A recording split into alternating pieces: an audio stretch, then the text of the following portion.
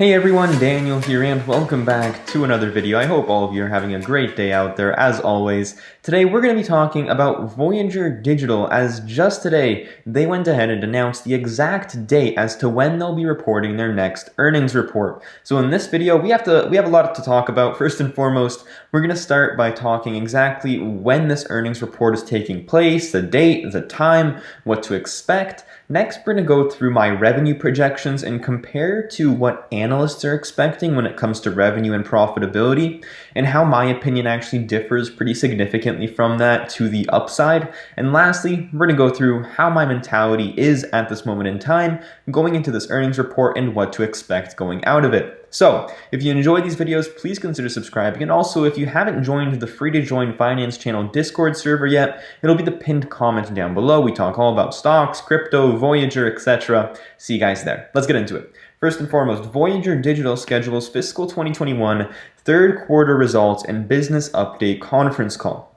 Before we get started here, it's very important to understand that Voyager's fiscal year is actually pretty different than the normal fiscal year. It's actually 6 months ahead. So essentially the normal Q1, which is January, February, and March, is called Q3 for them. They're 6 months ahead. Their fiscal year finishes at the end of June rather at the end of December. So they're 6 months ahead. That's important to understand. So when we're talking about third quarter results, we're talking about results for January, February, and March. Q4 is going to be April, May, and June. That's very important to know. Now, let's look at the exact time. Voyager Digital today announced that it plans to release financial results for third quarter results ended March 31st, 2021, after market close on Tuesday, May 25th, 2021. The company will conduct a conference call the same day at 5 p.m. Eastern Time to review the results as well as an overview of the company's recent milestones and growth strategy. Very, very exciting, guys. If you're involved in Voyager Digital stock whatsoever, you know that this event here, this earnings report, is a major catalyst for the company, as it's going to be the first earnings report that actually essentially reports significant revenue. Their previous report only had a couple $1 million in revenue, and when we talk about Q3, or in this case Q1, this earnings report is going to have upwards of $50 to $60 million in revenue. We'll go through the exact numbers in a second here, but this is a major catalyst for just generally Wall Street and people around the world to understand the situation at Voyager and understand that this is a company growing at a significant pace and making significant money alongside that. So the exact earnings report is Tuesday, May 25th. Currently it's Monday, May 17th, so a little over a week away. And there's also going to be a conference call at 5 p.m. that is also very important to tune into to, again, listen to those recent milestones and their growth strategy. If you want to access this conference call, it will be either on their website, or you can call these numbers here, international callers, many different ways to actually tune into the call. So now that we covered exactly when this earnings report is happening and what's happening alongside that, let's look at revenue. First and foremost, we have to understand exactly what Voyager will be reporting in terms of revenue for January, February, and March, and we'll also take a look at how that compares to analyst expectations. In January, this is very simple. I outlined these things in blue just to ignore them. Ignore everything that is in blue, essentially. In January, Voyager went ahead and reported $8.6 million in revenue. They reported this, and we know this. In February, same thing. They reported over $20 million in revenue. They gave us this number. So right off the bat, we have a situation where in January and February combined, we have $28.6 million in total revenue. Now, where things get a little bit fuzzy is in March, where they didn't actually report a clear revenue number, but they did give us one of the key numbers in determining what revenue is, and that is principal value traded. The value of all the currencies traded on the platform in that single month. In January, you'll see that's $840 million, in February, $1.6 billion, and in March, $2.5 billion. Voyager collects a certain percentage of every dollar traded on the platform. So looking at revenue is a certain percentage of principal value traded. In January, this was over 1%.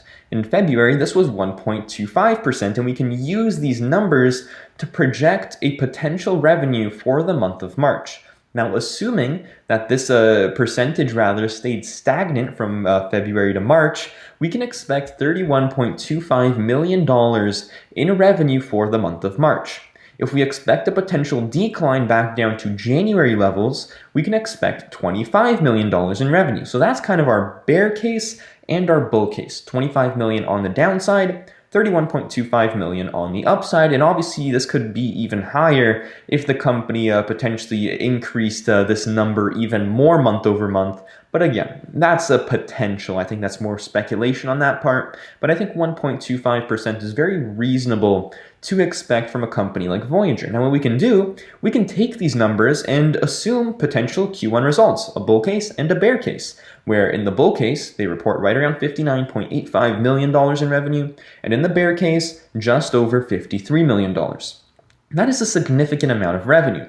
Now, the interesting part, we know this. It's almost certain that, it's going to be within this range. We know this. But analysts have actually expected significantly less revenue when it comes to this earnings call, or this upcoming financial result. They're expecting only $46 million in revenue for Voyager for the month of March. And if we look at the numbers that I just calculated here, we're expecting anywhere from $53 to $60 million in revenue. A massive, massive beat from the $46 million. I mean, even the highest kind of analyst estimate here is $53.22 million. Our bear case is still higher, or rather higher than that, by upwards of $1 million.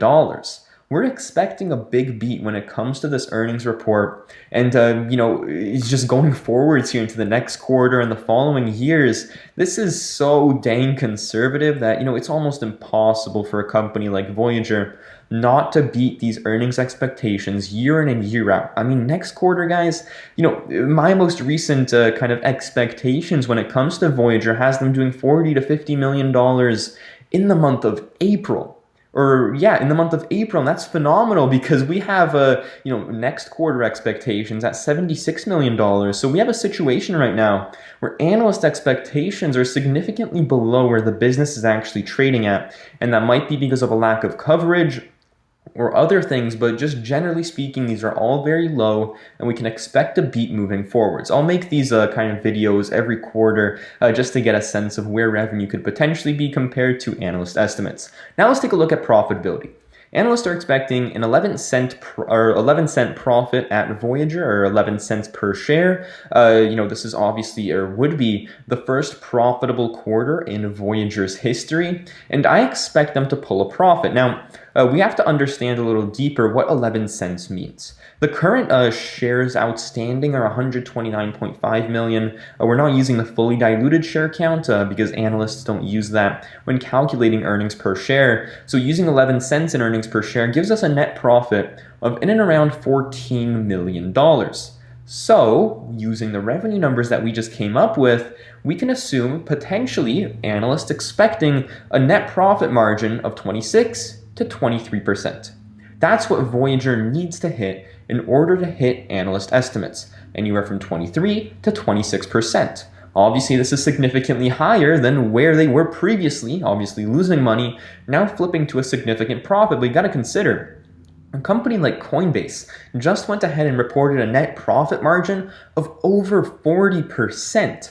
And when we look at Voyager, their CEO, Steve Ehrlich, went on an interview about a month or two ago and said that they're starting to have 50% plus EBITDA margins. That's earnings before interest, taxes, depreciations, and amortizations. So over the next couple of months and over the next couple of quarters, I see a situation at Voyager where they have net income margins over 40%. Again, significantly higher than what analysts are expecting in this most upcoming quarter here. But again, it all depends on what their profitability was in January, February, and March. Their CEO said they're kicking off 50% EBITDA margins in around April. That's obviously after January, February, and March, so it all depends on the profitability of their business at that moment in time.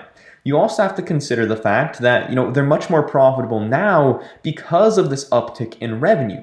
Obviously, at $7 million a month, the cost of running the business are pretty flat. So, it really depends on, as they continue to grow, these expenses pretty much stay flat at the business, which means profitability increases as revenue increases.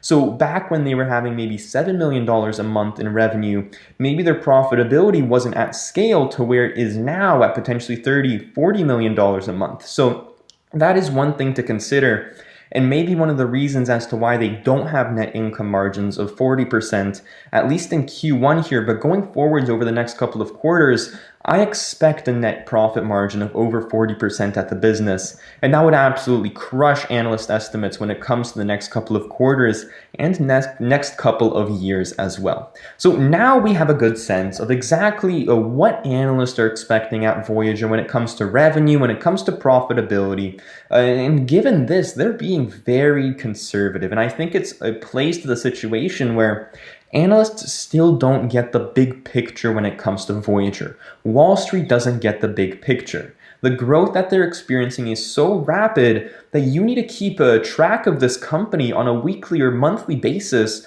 or else you lose track of their growth. That's what I do on this channel. So if you're invested in Voyager Digital, please consider subscribing. At least I'll say it that way, because I cover every single Voyager event that happens at Voyager. Because with a company this small and growing this significantly, it is important to keep track of everything happening, or else you're going to end up like these analysts who are missing the big picture with Voyager and are expecting revenue of $40 million instead of the $50 to $60 million they'll be reporting in this most upcoming earnings report.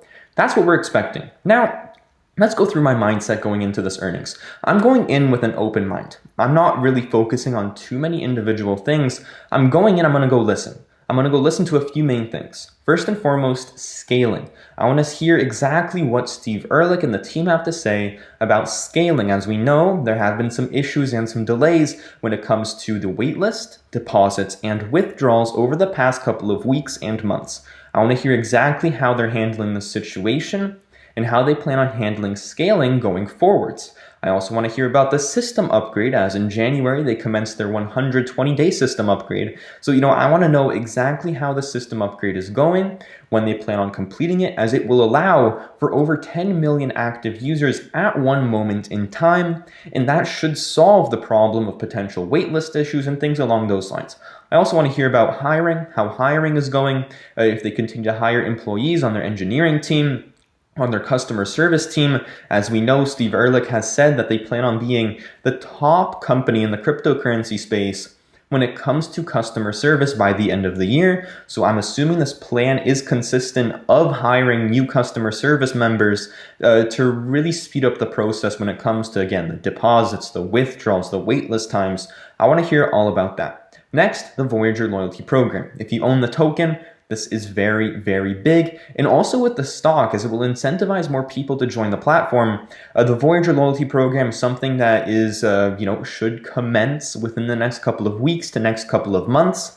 This obviously will start, or the Voyager loyalty program will commence once the token swap is complete. I have a video going in depth on the token. I'll link it in the description down below. But essentially, the token won't start doing well until the Voyager loyalty program commences. So I want to hear an update as to exactly what's happening with the loyalty program and what the timeline is on completing it. Next, guidance and growth. What are they planning going forwards? Obviously, we talked about potential, events happening at the company when we look at, what they're expected to talk about on the conference call. I want to hear exactly what they have to say about potential guidance going forwards, the potential for a cryptocurrency winter, what about account growth, things along those lines. Very exciting stuff. And lastly, profitability. Obviously, we know EBITDA margins of over 50% at this moment in time. Maybe go a little more in depth into that, what their service or expenses are when it comes to, potential employees and customer service teams and engineers, how they potentially expect these expenses to increase over the next couple of weeks, months, years, paired with a strong increase in revenue growth, profitability in general is a big thing to look at a company like Voyager, as they are one of the most profitable companies in the stock market at this moment in time. Anyways, guys, I hope this video wasn't too long and boring, but anyways, thank you so much for watching. I really appreciate you being here. And again, if you haven't joined the Finance Channel Discord server yet, completely free to do. It's in the description down below, and it will be the pinned comment as well. Thank you all so much for watching, and have a great day.